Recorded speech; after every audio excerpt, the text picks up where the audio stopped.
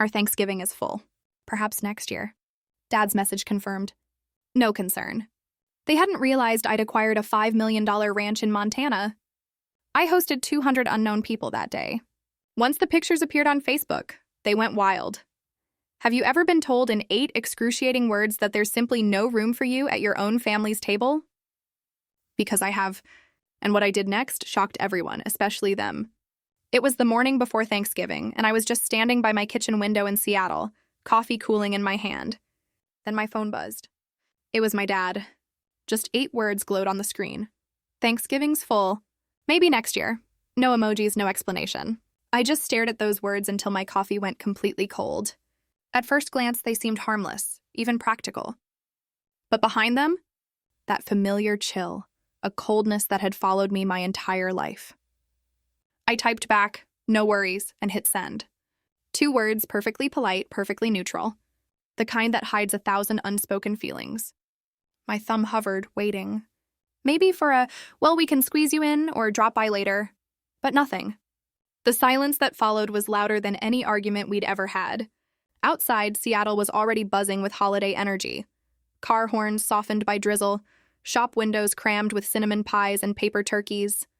Every corner smelled of roasted chestnuts and expectation. But in my apartment, only the hum of the fridge and the crushing weight of an empty chair. I could almost hear the laughter already rising from my parents' house in Portland, the scrape of serving spoons, the clinking glasses as my sister Lena walked in with her husband and their twin boys. The picture-perfect family tableau. My parents at the head of the table, my mom's voice saying, "So thankful for all of us being together." All of them. Except me. I didn't cry. I didn't even sigh. Instead, something inside me settled into a strange calm. Maybe it's because, without realizing it, I'd been preparing for this moment for years. There are only so many times you can hear, "maybe next year," before you decide. No, this year is mine. I put my cup down, walked to the corkboard above my desk, and pinned up an invoice that had arrived 2 weeks earlier. The closing papers for a ranch in White Valley, Montana. 260 acres of open land, cedar cabins, and a kitchen big enough to host a village. The number at the bottom still made my stomach twist every time I saw it. $5 million. But it wasn't about the money. It was about what it represented. Freedom. Proof that I could build something from nothing. Of course, I hadn't told my parents. To them, I was still the too busy daughter, always chasing projects, never home long enough to fit into their picture. They didn't know that the same silence they'd given me had become the fuel that built an empire in logistics tech. That every time they proudly spoke of Lena, it pushed me to work one more sleepless night until my company finally stood on its own. And they certainly didn't know that this Thanksgiving, I wasn't planning to eat alone in front of the TV with takeout noodles. I had something else in mind. Something bigger, warmer, louder. This year, I would cook for people who didn't have anyone. For the drivers sleeping in their trucks on frozen highways. The nurses pulling double shifts. The veterans living in trailers beyond the town's edge. I would open the ranch gates wide and let anyone who needed a place to belong walk through. 200 seats, 200 plates, 200 chances to turn loneliness into light. Maybe it was foolish, maybe even impulsive. But I'd spent too many holidays watching from the outside. I wanted to know what it felt like to create my own table instead of begging for a chair at someone else's. I pictured it already. The long wooden tables under strings of golden lights. The smell of roasted turkey drifting into the snowy air. Strangers clinking mugs of cider like old friends. No rehearsed prayers. No polite small talk about careers or mortgages.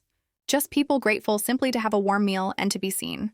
That image burned bright enough to melt the heaviness sitting in my chest. For the first time, the idea of being excluded didn't hurt. It felt like permission. Permission to rewrite the script. So I texted my assistant a short message.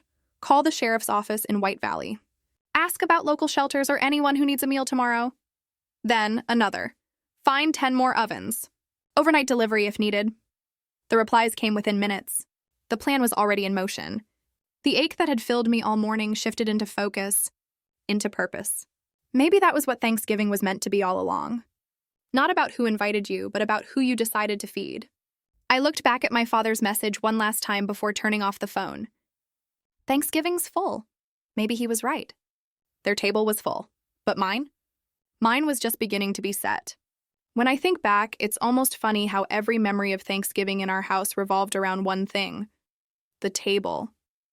The Hart family table was the centerpiece of every photograph, every celebration, every illusion of unity we tried to preserve. But what those photos never showed was that behind the laughter and the polished silverware, there was always a smaller, foldable table in the corner. And that's where I sat. My chair was never quite steady, one leg shorter than the rest, covered with a leftover tablecloth that didn't quite match the rest of the room. At the time, I told myself it was fine. After all, the real table was crowded with adults, with Lena at the head of every conversation, and I was just the quiet one who didn't mind helping out in the kitchen. I learned early that in our family, attention was a scarce resource, and it always flowed in one direction: toward my sister, Lena, the golden child. She was sunshine bottled into human form, at least in my parents' eyes. Straight A's, debate captain, homecoming queen, everything. When my father carved the turkey, he'd raise his glass and say something like, "We're so thankful for how hard Lena works, for the bright future ahead of her."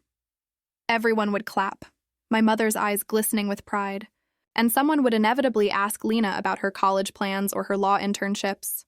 Then they'd turn back to their plates, satisfied that gratitude had been properly expressed. No one ever asked what I was thankful for or what I'd been working on. I was usually still in the kitchen, elbow deep in dishes, pretending the clatter of plates was enough company. I can still remember one year when I was 14. That was the year I decided to bake my first pumpkin pie from scratch. I'd spent hours measuring spices, rolling the dough, trying to make the crust perfect. The smell filled the whole kitchen, warm and sweet, and for once, I felt proud. I carried it to the counter, careful not to drop it, waiting for my mother to turn around. When she did, she smiled faintly, then said, "Maybe we'll let Aunt Margaret taste that one first, honey. Just to be safe. Sometimes your recipes can be a little off." She didn't mean it cruelly. She said it the way people comment about the weather, casually, carelessly. But it landed like a stone in my chest. Everyone laughed softly, and the moment dissolved like sugar in hot tea. Later, I saw the pie sitting half-eaten at the edge of the dessert spread. No one remembered who had made it. That was how it always went. Every holiday blurred into a pattern of almost being seen, almost being praised, almost belonging. When I brought home a science fair ribbon in middle school, my father patted my shoulder and said, "That's nice, Amelia. You've always been so practical." The next day, Lena announced she'd been invited to a student leadership conference, and the whole family threw a dinner in her honor. I helped hang the gold banners that spelled "So proud of you," pretending I didn't notice the irony. Christmas wasn't any different. I was the one who wrapped everyone's gifts and wrote their names in neat cursive on the tags, only to find that somehow there was always one missing under the tree: mine. "Oh, I thought Dad was getting you something," my mother would say, and Dad would chuckle. "We'll make it up next year." It became our family joke. Next year, always next year. The cruelest part wasn't the neglect itself. It was how normal it felt. My parents weren't monsters. They hugged me. They asked about school. They said they loved me. But love, when divided unevenly, can still leave one side starving. Every time they looked at Lena, there was pride and adoration in their eyes. When they looked at me, there was politeness. Warm enough to pass, cold enough to burn. By the time I reached high school, I had learned the choreography of invisibility. I would clear plates before being asked, laugh on cue, fill the silences with small talk no one remembered. If guests complimented the table setting or the dessert, my mother would smile and say, "Lena helped pick out the colors." She never mentioned that I'd ironed the tablecloth, arranged the flowers, or stayed up late scrubbing stains from the silverware. It wasn't malicious. It was simply the hierarchy of attention that ruled our home. I used to think it was my fault.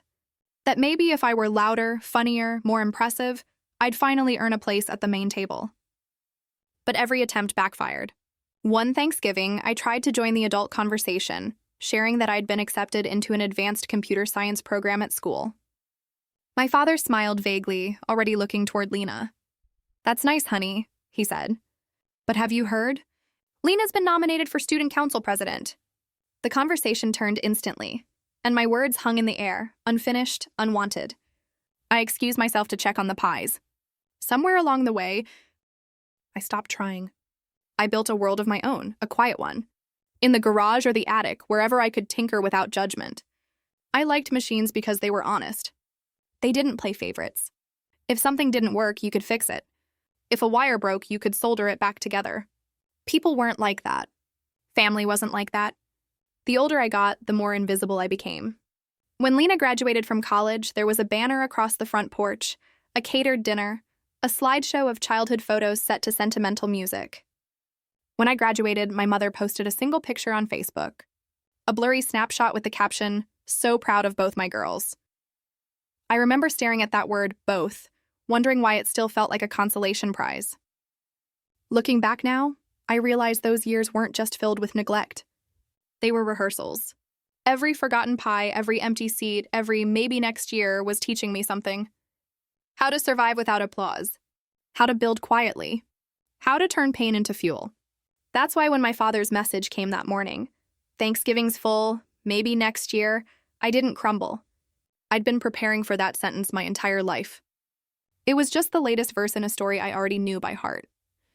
What they didn't know was that while they'd spent years deciding who deserved a seat, I had spent those same years learning how to build my own table. And this time, no one was going to push me to the corner.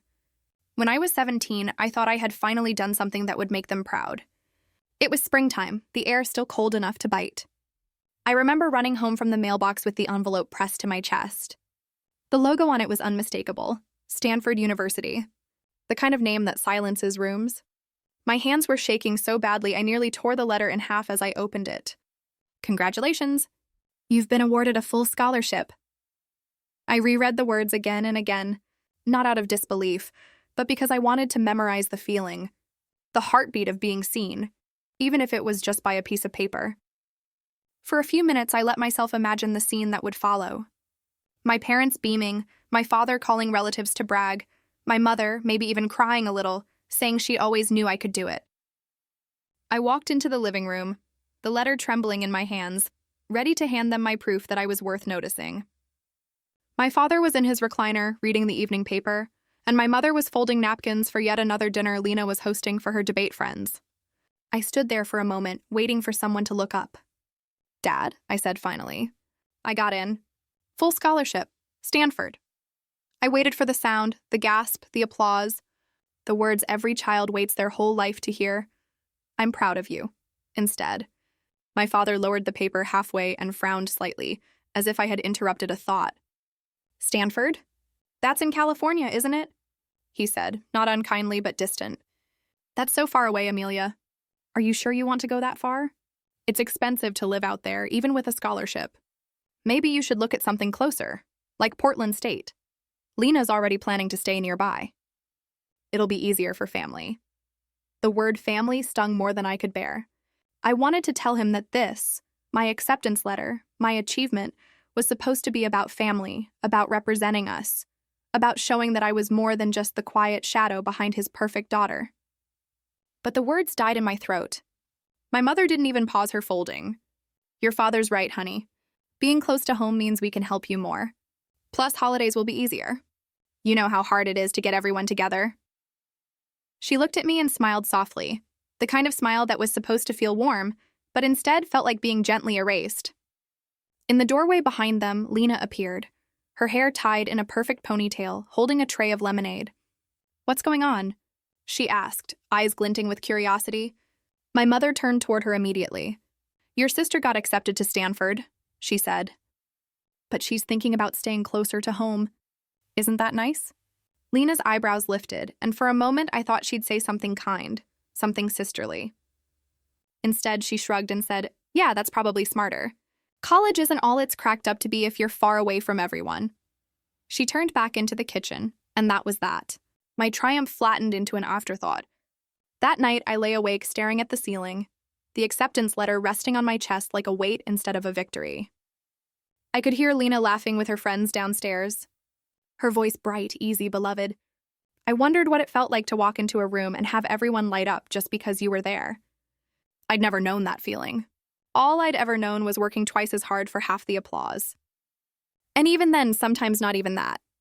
The next morning, I folded the letter carefully, slipped it into an envelope, and tucked it inside my desk drawer. I didn't mention it again. A few days later, my father casually told a neighbor, "Lena's looking at law schools already. She'll probably make partner one day." I was standing right there, And when the neighbor asked, "What about Amelia?"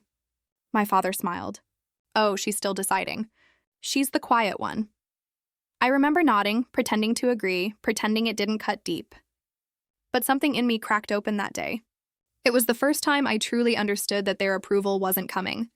Not because I hadn't earned it, but because it was never about merit to begin with. In our family, love was not a language you could learn through effort. It was inherited by birth order and reinforced by habit. Lena had been chosen long before either of us had a chance to prove who we were. That realization hurt in a way that made the world sharper, colder. But it also gave me clarity. If I couldn't earn their pride, I would stop trying. In the months that followed, I became a ghost in my own house. I worked double shifts at a local cafe after school, saved every dollar, and filled out the housing paperwork for Stanford without telling anyone.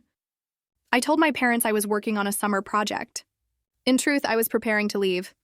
On the morning of my graduation, while Lena was busy rehearsing her valedictorian speech, I walked quietly to the mailbox and sent my confirmation deposit.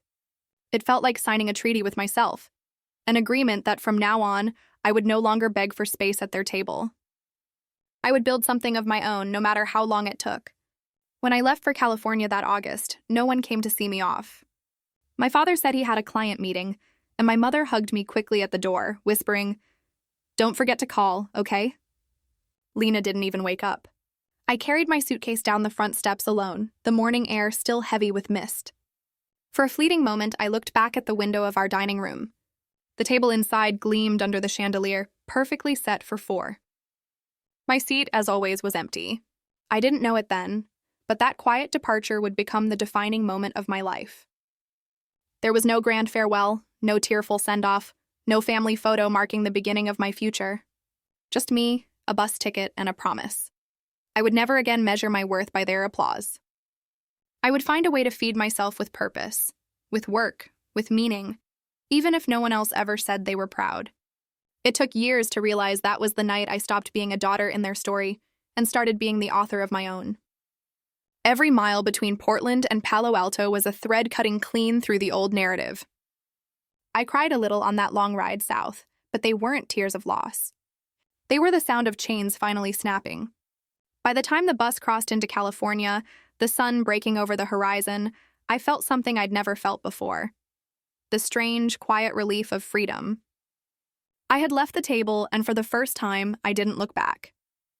The first few years in California stripped me down to the bone. Freedom had sounded glamorous when I stepped off that bus. But in reality, it came wrapped in exhaustion and cheap instant noodles. My scholarship covered tuition, but not the cost of living. And Palo Alto wasn't exactly kind to anyone without a safety net. I rented a half basement that smelled like damp plaster and lived among boxes I couldn't afford to unpack. My bed was a sagging secondhand sofa I dragged in from a yard sale, its springs bruising my back every night. I worked shifts at a diner near campus, refilling coffee for people whose parents sent them credit cards for emergencies that didn't exist. My emergencies were constant: unpaid bills, empty cupboards, and that gnawing question that came every time I stared at my phone. Would they even notice if I called?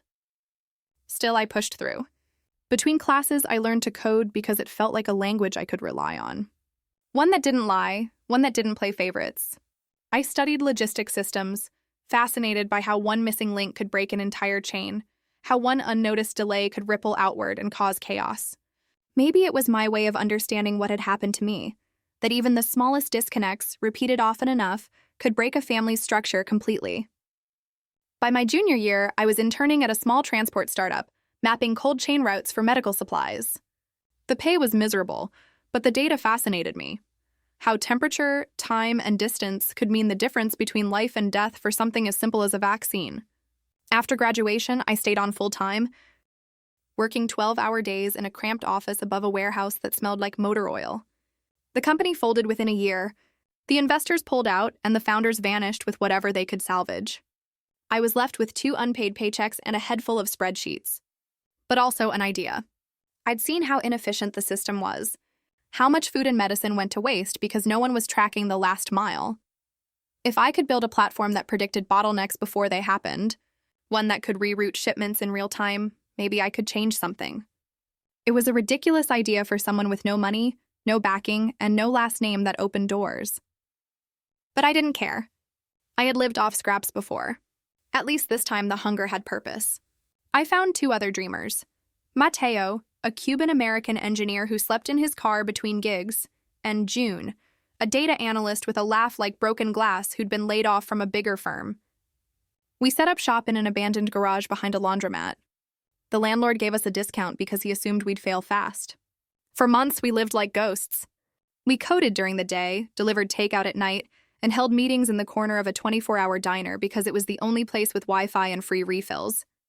I learned how to make a $5 sandwich last 2 meals and how to talk investors into staying 5 more minutes before hanging up. I remember one night in particular, the heater broken, our breath fogging in the air as we stared at a glowing laptop screen, watching a live dashboard of delivery routes we'd managed to simulate. The system blinked green. Mateo whooped so loud the waitress dropped her tray. For the first time, it felt real. But reality had bills. Within 6 months, our savings evaporated. We were days away from defaulting on the tiny office lease when an email arrived from a regional grocery chain that serviced rural Montana and Wyoming. They were losing thousands of dollars each month due to spoiled produce on long hauls through the Rockies. They wanted to test our system. The contract was small, barely enough to cover rent and ramen, but it was a lifeline. I stayed awake for 72 hours straight, writing the code, building tracking dashboards, and configuring alerts that pinged drivers if a truck's temperature spiked above threshold. When the test ended, their manager called and said, "For the first time this quarter, nothing went bad." He wired the payment that afternoon. That one pilot changed everything. Word spread through regional networks faster than we could believe. A rural hospital in Idaho reached out next, asking if we could adapt our system for organ transport between clinics. Then came a pharmaceutical distributor in Nevada. Within a year, we'd built enough credibility to attract real clients and, for the first time, real employees. I was 24, running a company with 8 people, all of us still half broke but running on adrenaline. We called it Northlink Systems, a name that sounded bigger than we were. Every morning I walked into our tiny warehouse office and told myself, "You belong here." It didn't matter that I still couldn't afford health insurance or that my parents had no idea what I was doing. Each success, each shipment saved, each route optimized felt like a private rebellion against everything in my past where I'd been invisible. Then the pandemic came and the world turned upside down. Supply chains collapsed. Hospitals cried out for help. And for the first time, the entire country cared about logistics. Our platform, once niche, suddenly became a necessity. We worked around the clock, mapping distribution routes for masks, gloves, and oxygen tanks. I barely slept. The team ate cold pizza at their desks, the glow of screens reflecting in hollow eyes. But when we watched those first convoys reach hospitals on time, when nurses wrote to say, "Your system saved lives," something inside me cracked open. For the first time, I felt not just useful, but seen. In less than a year, Northlink expanded from 3 people in a garage to over 50 employees across 5 states. The media started calling us the nervous system of the medical supply chain. My name appeared on a Forbes 30 under 30 list, and investors began courting me instead of ignoring me. But even in the middle of all that success, I never called home. I didn't send the article. I didn't tell them about the interviews or the funding round. I knew exactly what would happen if I did. My mother would say, "That's nice, honey. Did you hear Lena just made senior associate?" And all the air would leave the room again. Instead, I kept building. Every time a client signed a new contract, I put half my earnings into a separate account, a silent fund for something I couldn't quite name yet. By the time I turned 30, that account had grown large enough to buy the kind of freedom I used to only daydream about. One evening, after another 12-hour day, I sat alone in my office with the city lights flickering through the blinds. The team had gone home, leaving behind the smell of coffee and faint laughter that still echoed in the walls. I pulled up the company dashboard, watching the blinking lines of trucks across the map. Hundreds of routes, all moving, all connected.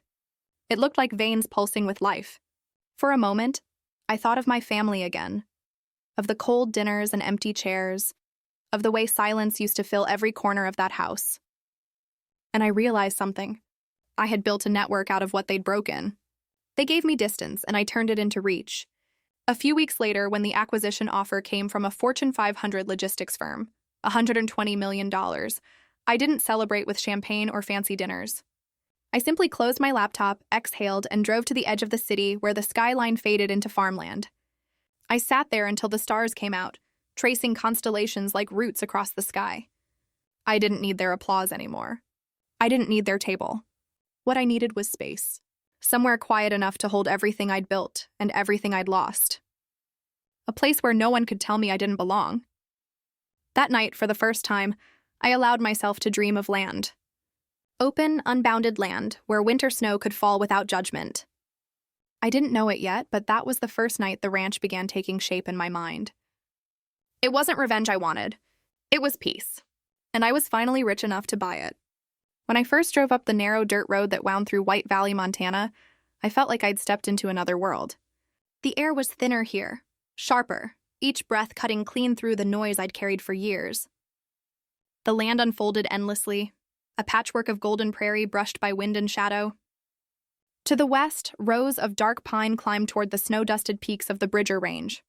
The sky looked too big to belong to anyone, the kind of sky that made you realize how small and temporary everything else was.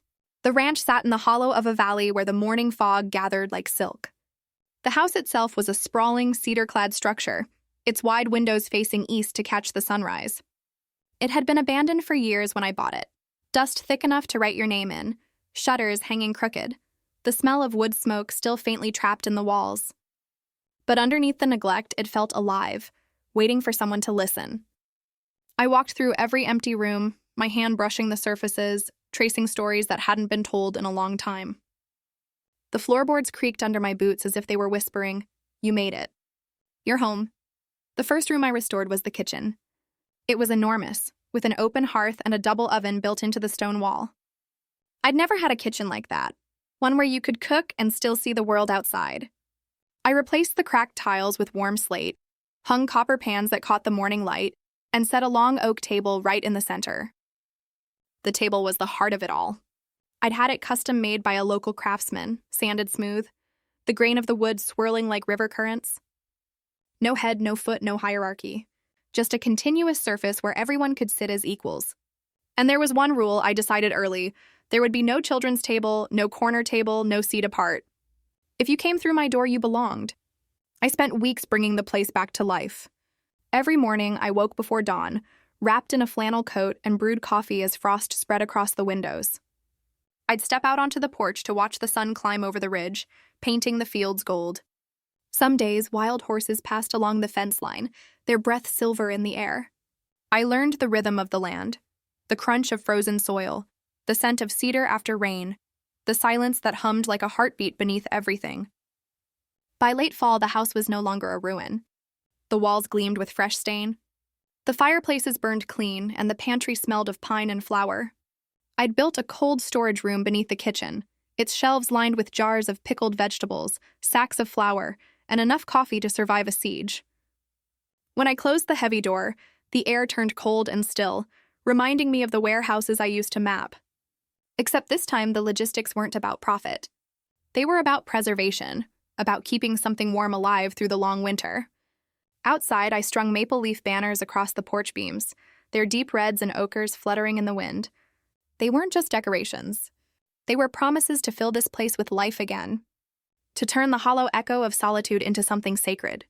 Every nail I hammered, every log I stacked, every plate I placed on that oak table was a quiet act of defiance against the years I'd spent waiting for permission to belong. I remember the first night I slept there alone. The fire crackled low, shadows dancing along the cedar walls. I sat at the table with a simple meal, bread, soup, and wine, and listened to the storm outside. There was no music, no laughter, no clinking glasses, and yet I felt surrounded by something larger than company. Maybe it was peace. Maybe it was the ghosts of every past Thanksgiving I'd missed, finally finding their way back home. I caught myself whispering into the quiet, "If they won't make a place for me, I'll build the whole table myself." From that moment, the ranch became more than property. It became a declaration. Each space held meaning. The kitchen was warmth. The porch was reflection. The long table in the center was justice. I placed a single hand-carved chair at the far end, not as a throne, but as a symbol. On its back, I etched the words, "For the one who felt unseen." It wasn't just for me. It was for anyone who had ever been left standing in a doorway while laughter carried on without them. I hired local carpenters to help restore the barn and turn it into a communal hall. They asked what I planned to do with so much space, and I smiled, saying only, "I'm saving it for something important." At night, I'd walk through it with a lantern, the beams glowing amber above me, and I could already picture what it might become. A refuge, a place where stories could breathe again. Sometimes neighbors from the nearest town stopped by, curious about the woman who bought the old White Valley property. I'd invite them in for coffee, and we'd sit by the window talking about weather, harvests, and the long winters ahead. They told me how the valley used to host potlucks decades ago, when people still gathered just to share food and warmth. "It's been quiet since then," one elderly man said. "Too quiet." I smiled and said, "Maybe it's time we bring that back." Even there, in the rhythm of rebuilding, cutting firewood, sweeping sawdust, hearing the echo of hammer against nail, my hands, which had once typed endless strings of code, now smelled of cedar and resin. I was relearning how to create without a deadline, without anyone watching. Every day ended the same way. Me sitting on the porch steps, watching the sun sink into the prairie, the air turning lavender and cold. And in those quiet hours, the ache of all the years I'd spent chasing approval began to dissolve. One evening, as the first snow started to fall, I lit every lantern in the house and walked room to room. The light flickered across the wooden beams, the tables, the jars of preserves, the simple plates stacked neatly in the cupboards. The house no longer felt empty. It felt ready. It was waiting, just like I had been, for the right moment. That night, I wrote a single sentence on the chalkboard in the kitchen. "If they don't make room for you, build your own table." It wasn't bitterness that guided my hand. It was understanding. This place wasn't about revenge anymore. It was about reclamation. For years, I had lived small, so no one would accuse me of taking up too much space. But this ranch, with its long table and open doors, was the proof that I was done apologizing for existing. When the wind howled against the windows, I stoked the fire higher and imagined the laughter that would one day fill these walls. Not polite, rehearsed laughter, but the kind that spills over and warms everyone within reach. The table gleamed in the firelight, wide enough to hold the weight of everything I'd lost and everything I'd found. In the silence, I raised my glass toward the empty chairs and whispered, "Here's to the ones who never got a seat." "This table is for you." Okay, so back to that text message. The one from my father. 8 simple words, "Thanksgiving's full. Maybe next year." At first, I reread it twice, thinking there had to be a missing sentence, a follow-up, something soft to cushion the blow. But no, that was it. Cold, factual, final. The kind of message you send when you want to close a door without looking heartless. I stared at the screen for a long moment, the light flickering against the reflection of the ranch window, snow falling just beyond the glass. Then I typed back a single word. "No worries." I hit send before I could feel anything. But the truth was, the words settled in my chest like frost. The next morning, as I sat with my coffee on the porch, watching fog curl through the pines, something in me began to question it. Full? Full of who exactly? We didn't have a massive family, even counting aunts and cousins. Thanksgiving never needed a waiting list.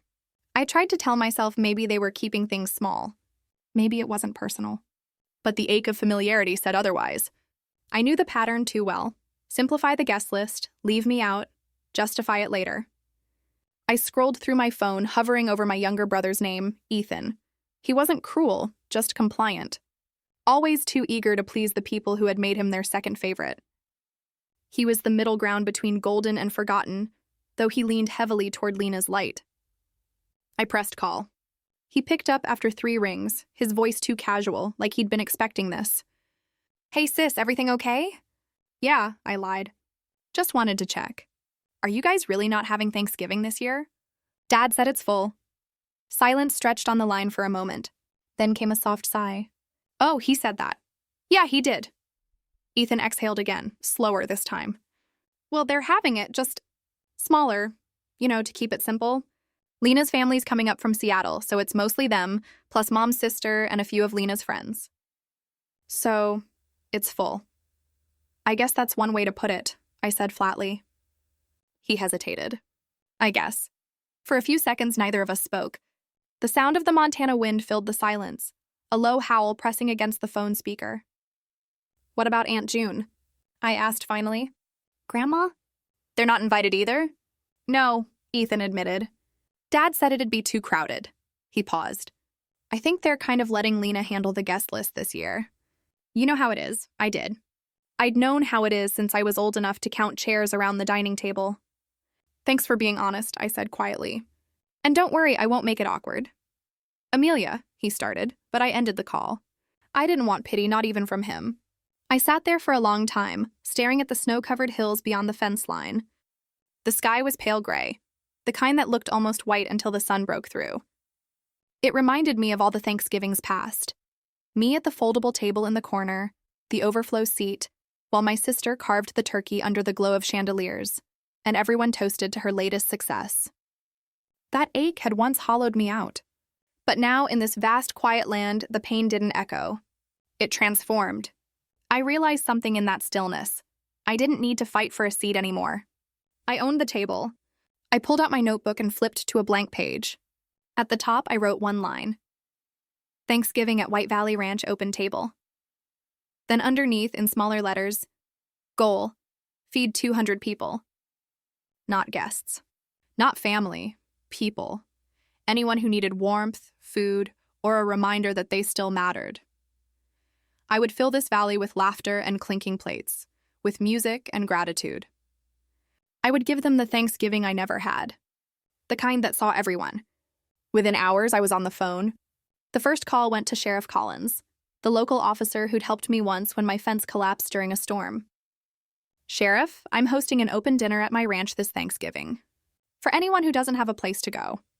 I'll cover everything: food, transport, staff, supplies. There was a pause before he said, You're serious? Completely. His voice softened. I know more people who'd need that than you can imagine. I'll spread the word. Done. Next, I called the community church in town. Pastor Ruth answered, her voice warm and worn like old leather. When I told her my plan, she went silent. And for a moment, I thought she was about to tell me it was impossible. But then she laughed softly. Bless your heart, child. I've been praying for something like this. I'll announce it this Sunday. After that came the food bank, the veterans chapter, the local hospital, and even the small radio station that broadcasted through the valley. I told each of them the same thing. If you know anyone at all, who needs a meal, send them here. No questions, no judgment. Just bring them. The responses were immediate and overwhelming. The hospital director offered to donate surplus produce. The food bank said they'd send volunteers. Even the truck stop diner on Route 89 called back, saying a few drivers wanted to lend their hands to set up tables. That night, I sat at my oak table with the phone still buzzing beside me, a spiral of excitement and fear twisting in my chest. The snow had thickened outside, blanketing the valley in silence. I could almost hear my father's voice from years ago, telling me to keep things small, to not make a scene. But this wasn't a scene. It was a statement. If they wanted small, I would build grand. If they wanted exclusion, I would build inclusion. And if their table was full, then mine would have room for everyone else. As I blew out the candle that night, a strange peace settled over me. Not the kind born of forgiveness, but of clarity. I wasn't waiting for them anymore. I was done measuring my worth against their empty chairs. This year, Thanksgiving wouldn't be about being left out. It would be about letting everyone else in. The next morning, I woke before sunrise to the kind of silence that only exists in the Montana highlands. A stillness so pure it makes you afraid to breathe too loudly. The snow had stopped during the night, leaving the world outside the ranch blanketed in untouched white. But inside, the day was already stirring. My plan was no longer an idea scribbled in a notebook. It was happening, and it was happening now. By 6 a.m., the kitchen lights blazed like the heart of a ship. The sound of pots clanging, knives slicing, and laughter bouncing off the cedar walls filled the air. I'd expected maybe a handful of volunteers, but by dawn, more than 20 people had arrived. There was Margaret, the retired chef from Bozeman who used to cater mountain weddings, now rolling out pie crusts with a steady hand. Tom, a local rancher whose cattle grazed 2 valleys over, came with his teenage sons and a pickup truck full of firewood and potatoes.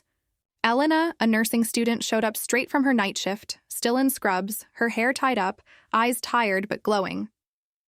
"Couldn't miss this," she said simply as she grabbed an apron. We divided the work like an orchestra tuning before a symphony. Margaret and I took charge of the main courses, 8 turkeys, each stuffed with herbs, garlic, and lemon, trussed neatly. and slid into the double ovens that filled the kitchen with the scent of rosemary and butter. The ovens roared softly like warm beasts awakening.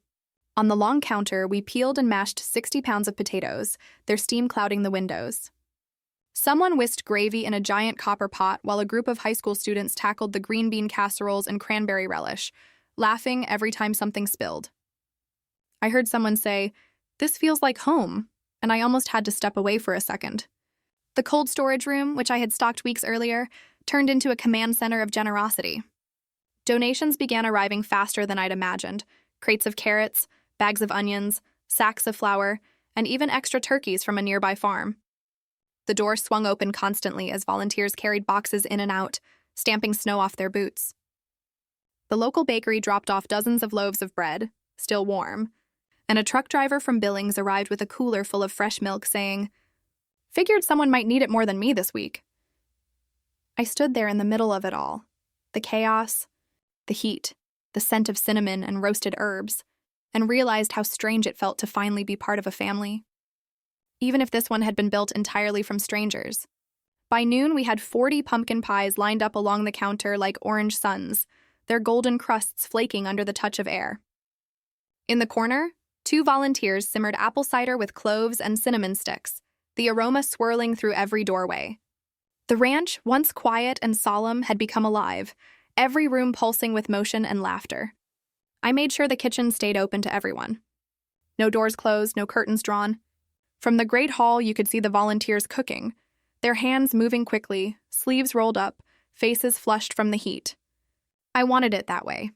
I wanted everyone who came later to see the people who made the meal, to understand that the warmth on their plate came from hands and hearts, not just charity.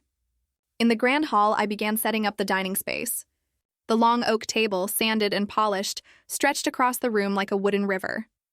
It could seat 100, but I ordered 2 more tables to be brought in from the barn, forming one continuous stretch of connected surfaces. No separation, no smaller tables tucked away. I had learned enough from my own life to know how painful it felt to be placed somewhere else. Here, everyone would sit shoulder to shoulder. We laid out table runners made of burlap and dried maple leaves. Down the center, I arranged glass lanterns with flickering candles and small pumpkins donated by a nearby farm. The walls were draped with handmade garlands, red, amber, and gold leaves strung together with twine by children from the local school. Near the fireplace, I placed a large wooden board with the words, "What are you grateful for?" burned into its surface. I left a basket of paper slips and pencils beneath it so guests could write something, anything, and pin it up. On a smaller table near the entryway, I arranged gift boxes of wool socks, knitted hats, scarves, and gloves collected from neighbors. Each item was tied with a simple tag that read, "Take one. Winter's better when we're warm together." Next to the basket sat fuel cards, blankets, and a small jar labeled "Coffee Fund for Drivers." People kept adding to it, slipping bills inside quietly when they thought no one was looking. Music began to fill the hall. Eli, a local guitarist, had brought his fiddle-playing daughter. They tuned softly at first, then began playing an old country hymn that melted into something lighter, a melody that wrapped itself around the clinking dishes and low hum of conversation. The sound of the fiddle climbed and dipped, echoing like laughter carried by the wind.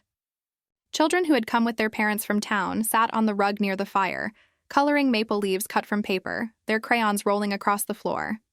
And then came the symbol that mattered most. Right beside the fireplace, where the warmth reached everyone, I placed a single chair. It wasn't fancy, just an old wooden armchair I'd found in the barn, cleaned and sanded smooth. Across the back, I'd carved a phrase with my own hand, "For the one who felt unseen." I didn't explain it to anyone, but the volunteers seemed to understand. They glanced at it, nodded quietly, and left it empty. It stood there as a reminder that there was always a place here for those who had none. As the day wore on, the ranch transformed into something almost cinematic. Outside, the snow kept falling, soft and steady, blanketing the fence posts, the pine trees, and the long drive leading up to the porch. Inside, the fire blazed high and every surface glowed with the amber of candlelight and roasting turkey. People moved around each other gracefully, carrying trays, pouring cider, adjusting decorations. The energy was contagious, a kind of quiet joy born from doing something good together. Around 3 in the afternoon, I stepped outside to catch my breath. The air was cold enough to sting, but I didn't mind. From the porch, I could see smoke curling from the chimneys, the windows glowing gold against the gray sky. The snow crunched under my boots as I looked out across the valley. For the first time in years, I didn't feel alone on Thanksgiving. I felt grounded, tethered to something bigger than hurt. When I went back inside, Margaret was standing by the oven, wiping her brow. "Everything's almost ready," she said. "You'd better change soon. You look like you've been running a marathon." I laughed. "It feels like one." In truth, I didn't care about appearances. My hair smelled of butter and smoke, and my sleeves were dusted with flour. But I'd never felt more myself. Around me, voices overlapped, people calling out instructions, laughter breaking through like bursts of sunlight. A boy of maybe 8 years old came up to me, holding a tiny slip of paper. "Can I pin this?" he asked, pointing to the gratitude board. "Of course," I said, kneeling to help him. He stuck it near the top, smoothing the paper with his small hand. In shaky handwriting, it read, "I'm thankful someone remembered me." I didn't say anything. I just smiled and stepped back, letting the warmth in my chest spread slowly outward until it hurt. By 5 p.m., the food was ready, the table set, and the hall filled with light. The guests hadn't even arrived yet, but the ranch already felt alive. A living, breathing heart beating against the cold of winter. I stood near the doorway, the smell of sage and roasted turkey thick in the air, and whispered softly to myself. They said Thanksgiving was full. I guess they were right. It's full, just not the way they meant it. The moment made me laugh quietly, but my throat tightened all the same. For years I had wanted to be seen, to be acknowledged. But standing there, surrounded by the noise of preparation, I realized something else. I didn't need their gaze anymore. The love I had been searching for wasn't locked in some unreachable table in Portland. It was right here, in the steam of mashed potatoes, in the hum of volunteers laughing over spilled gravy, in the soft chords of a fiddle echoing under the rafters. And as I watched everyone moving, working, giving, I thought, this is what family is supposed to feel like. By 5:30, the first headlights began snaking up the long drive, golden beams slicing through the falling snow. I stood by the front door, heart pounding, hands still smelling of rosemary and flour. The sky had already turned indigo, the air crisp enough to make every exhale shimmer white. Behind me, the long oak tables stretched across the grand hall like a river of light, candles flickering, dishes steaming, laughter already rising from the volunteers who were still adjusting chairs and pouring cider. And then the door opened. The first guest was an older man in a worn army jacket, his beard graying, his steps slow but steady. He hesitated in the doorway, stamping snow off his boots, his eyes wide as if he'd stepped into something sacred. "Am I in the right place?" he asked softly. "You are," I said. "Welcome home." He blinked fast, swallowed, then nodded. Behind him came more, a young mother clutching a toddler wrapped in a blanket, 2 nurses still in scrubs, a trucker with windburned cheeks, a couple in their 70s holding hands, and a group of ranch hands who looked like they hadn't had a home-cooked meal in weeks. They kept coming, dozens of faces, some smiling shyly, some unsure if they truly belonged here. And each one, as they crossed the threshold, seemed to shed something heavy. By 6, the hall was full. 200 people. The noise was gentle at first. The sound of coats being hung, chairs scraping, introductions murmured. And then it began to grow. A low hum of voices filled the space like warmth returning to a frozen house.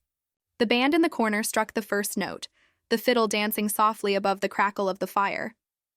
I walked between the tables, greeting people, refilling drinks, making sure no plate stayed empty. Everywhere I looked, there were faces. Some lined with age, some young and nervous, some brightened by sheer relief. The food vanished quickly, but it didn't matter. Every time a tray emptied, someone appeared with more. The veteran, the first man who'd walked in, sat near the center of the long table. His name was Frank, and he carried himself with that quiet dignity you see in people who've lived through too much. When I stopped by to check on him, he smiled faintly, his hands wrapped around a mug of cider. "You know," he said, his voice gravelly, "this is the first time in 10 years I've had Thanksgiving with anyone." The table fell quiet around him. The music softened. Forks paused midair. 10 years, I repeated. He nodded, looking down at his plate. My wife passed in 2013. After that, the holidays, they just stopped meaning much. I used to buy a frozen dinner, heat it up, sit by the TV. But tonight, he stopped, clearing his throat. Tonight, it feels like I got her back for a while. No one spoke for a few seconds. Then someone at the far end began to clap, slow, deliberate, heartfelt. It spread like wildfire. Within moments, the entire hall erupted in applause. Frank tried to wave it off, his cheeks flushed, but he couldn't hide the tears that caught the candlelight. "Don't clap for me," he said with a watery smile. Clap for her. She'd love this place. And just like that, the sound turned into laughter. The kind that fills a room with something more than noise. It felt like every scar in the air had softened. I stood there, frozen in the middle of it all, realizing that somewhere along the way, my ranch had become a living, breathing organism. Every voice, every face, every bite was proof that something broken could still feed joy. Someone started passing around slips of paper from the gratitude board, reading them aloud. "I'm thankful for second chances. I'm thankful someone noticed me.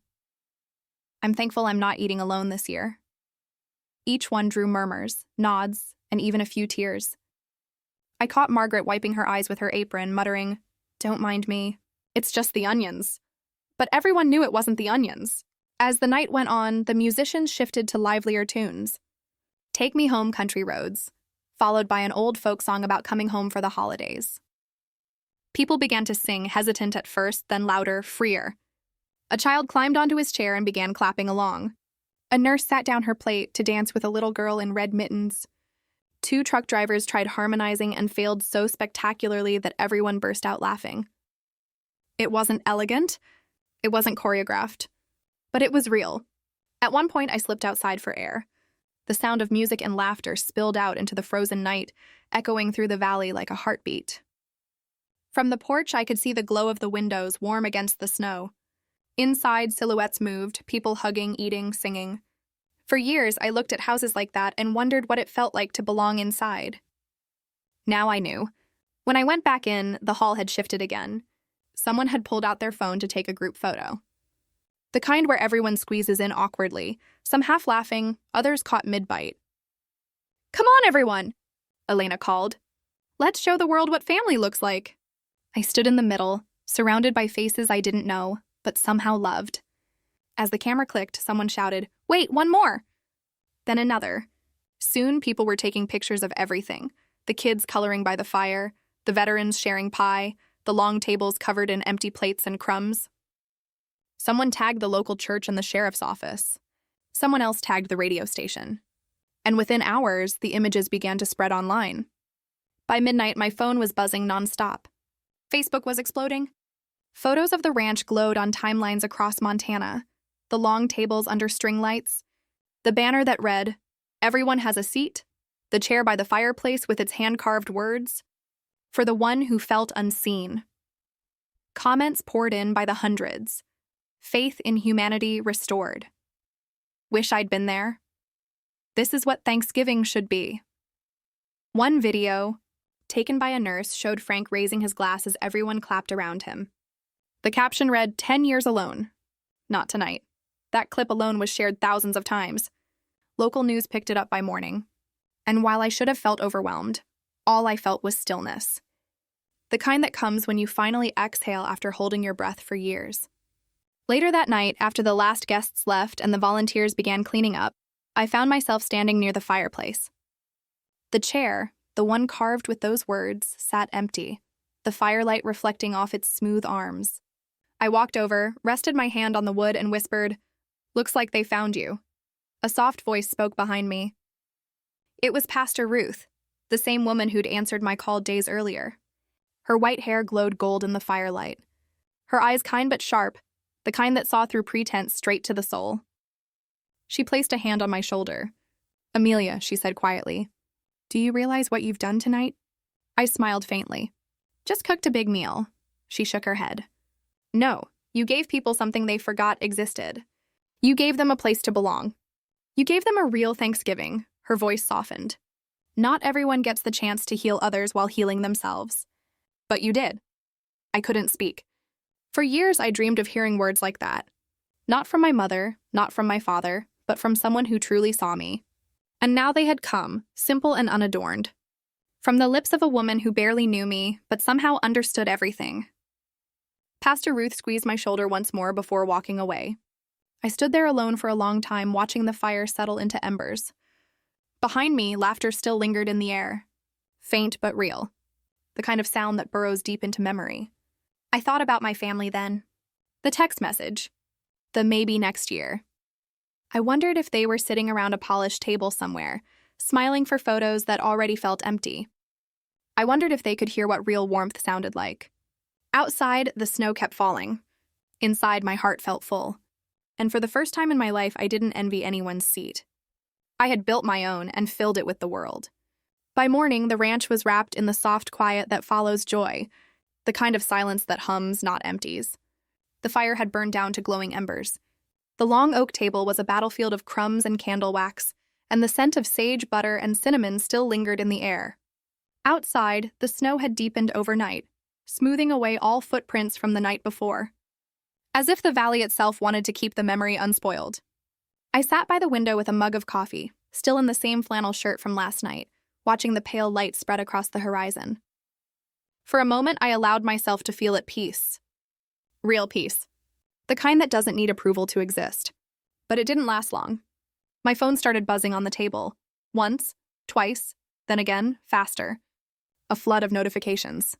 At first, I thought it was more Facebook messages about the dinner. Another round of strangers thanking me for the photos or asking how to volunteer next year. But when I glanced at the caller ID, my chest tightened. Dad, Mom, Lena. One after another, their names flashing across the screen like alarms. I ignored the first few. Then a text came through. From Lena. The entire town is talking about your public stunt. Another followed from Mom. You've embarrassed us. Everyone thinks you're attacking the family. Even Pastor Ruth mentioned it during service.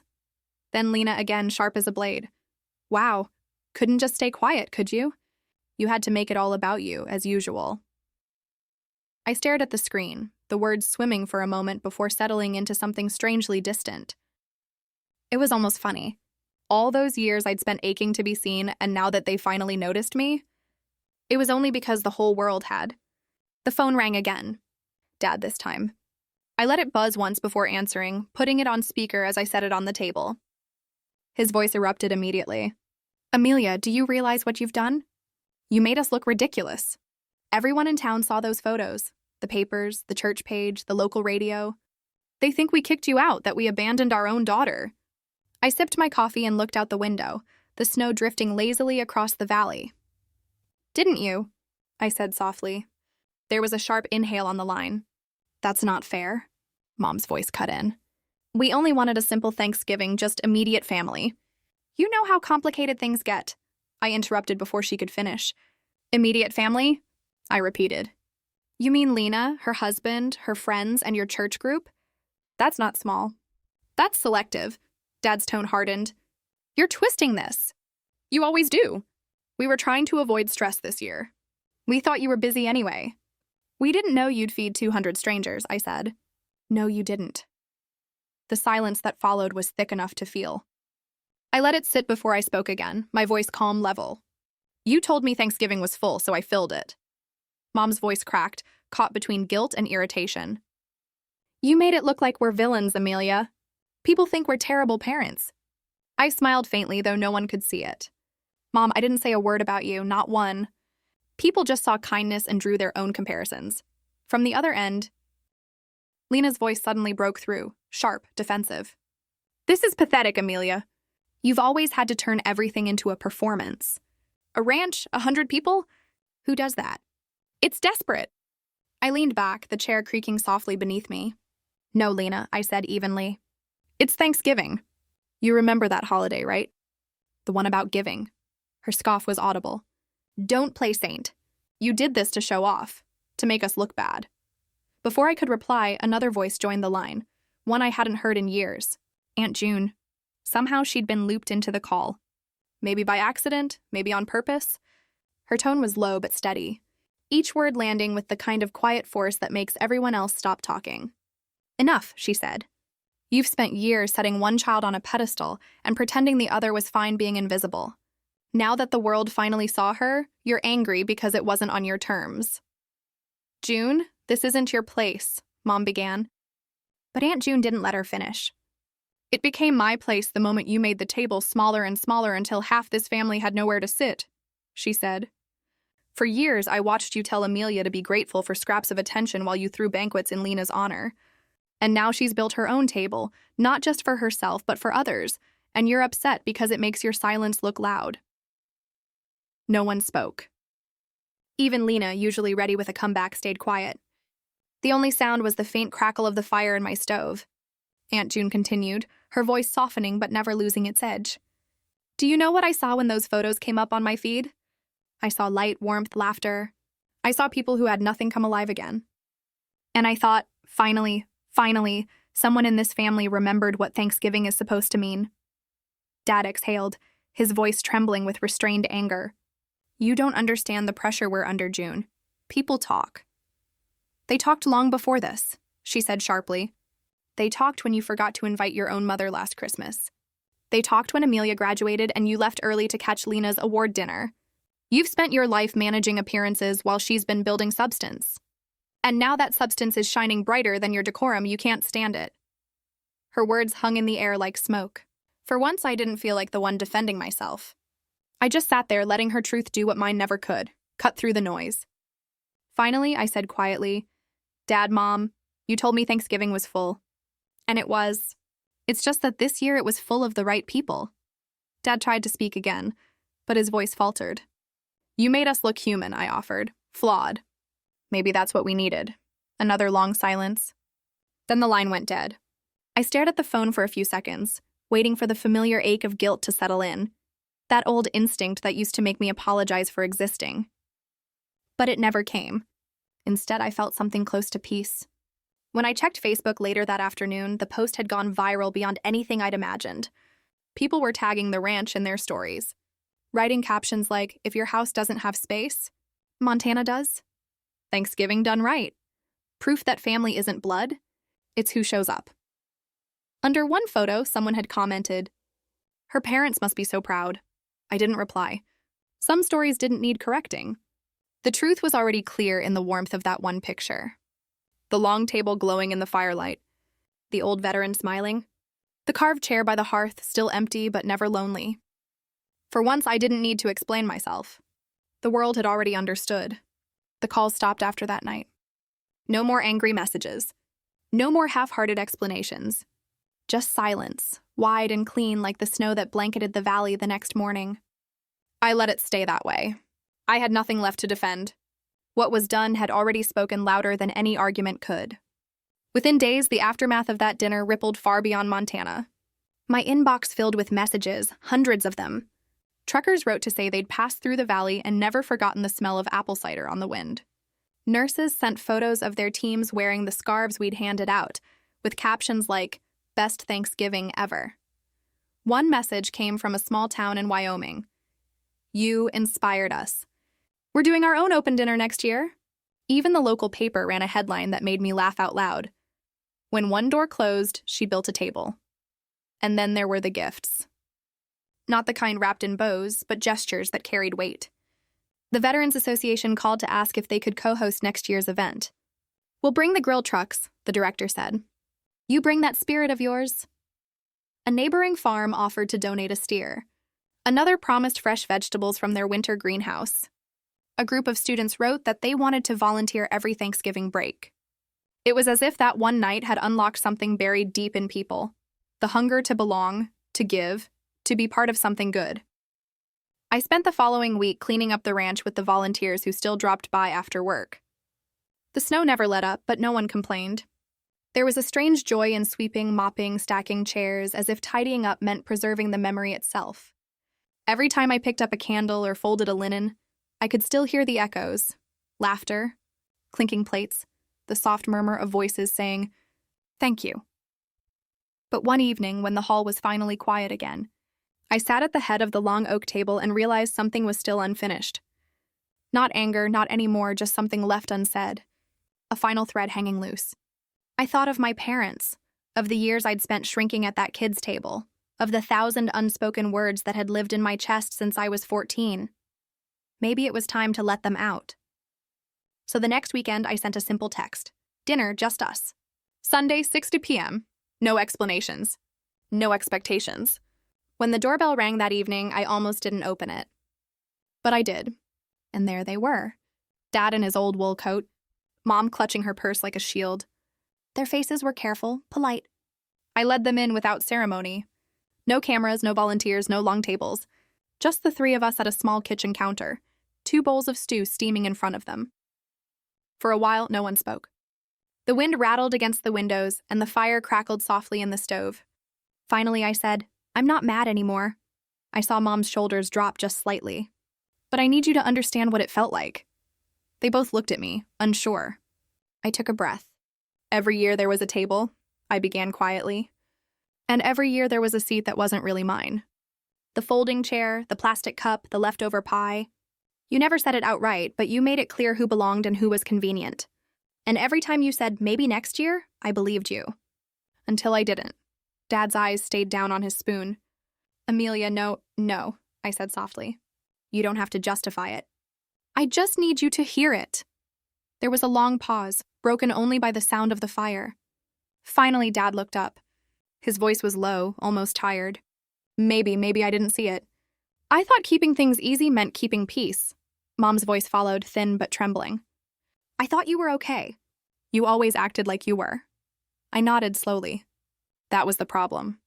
I learned early not to make noise, not to make space. So I built one instead. For a while, none of us spoke. Then Mom reached out, her hand hovering for a second before resting over mine. "I'm sorry we missed it," she whispered. All of it. I didn't cry. There wasn't any anger left to burn through. Just a quiet understanding. Imperfect, fragile, but real. We weren't fixing the past that night. We were acknowledging it. And maybe that was enough. When they left later, Mom lingered at the door, looking out over the snow-covered valley. "It's beautiful here," she said softly. "Peaceful," I smiled. "It's home," she nodded, her eyes glassy.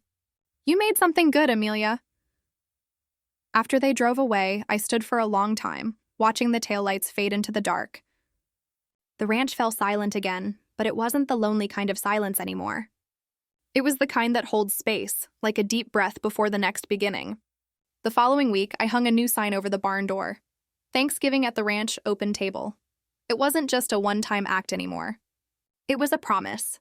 Every year, this place would open its doors to anyone who needed a seat, a meal, a reason to keep believing in warmth. Volunteers began messaging months in advance, asking for shifts. Local businesses pledged supplies. The sheriff's office offered to direct traffic for next year's crowd. What started as an act of quiet rebellion had turned into a tradition, one that belonged to everyone.